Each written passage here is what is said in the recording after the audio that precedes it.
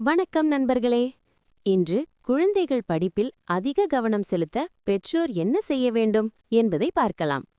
ஒவ்வொரு குழந்தையும் திறமையானவர்களே, ஆனால் சில நேரங்களில் கவனம் சிதறலாம். சிறிய மாற்றங்கள் மூலம் பெற்றோர் பெரிய மாற்றத்தை உருவாக்க முடியும். குழந்தைக்கு அமைதியான, சுத்தமான இடத்தை படிப்பதற்காக ஏற்பாடு செய்யுங்கள். டிவி சத்தம் மற்றும் மொபைல் கவனச்சிதறலை தவிர்க்கவும். ஒரு மேசை, நாற்காலி, சரியான வெளிச்சம் இவை கவனத்தை அதிகரிக்கும்.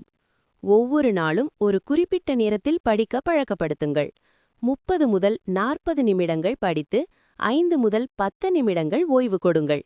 இது மூளைக்கு புத்துணர்ச்சி தரும். மற்ற குழந்தைகளுடன் ஒப்பிடாதீர்கள். மதிப்பெண்களை மட்டும் பாராமல் முயற்சியை பாராட்டுங்கள். நீங்கள் முடியும் என்ற வார்த்தை குழந்தைக்கு நம்பிக்கையை தரும். அதிகமான மொபைல் மற்றும் டிவி நேரத்தை கட்டுப்படுத்துங்கள். அதற்கு பதிலாக புத்தகம் படிக்க, ஓவியம் வரைய, புதிர் விளையாட ஊக்குவிக்கவும். பழங்கள், காய்கறிகள், பால் போன்ற ஆரோக்கியமான உணவு கொடுக்கவும். 8 முதல் 10 மணி நேரம் நல்ல தூக்கம் அவசியம். ஆரோக்கியமான உடல் நல்ல கவனத்திற்கு அடிப்படை. படிக்கும் நேரத்தில் குழந்தையுடன் அருகில் உட்காருங்கள். சந்தேகம் இருந்தால் உதவுங்கள்.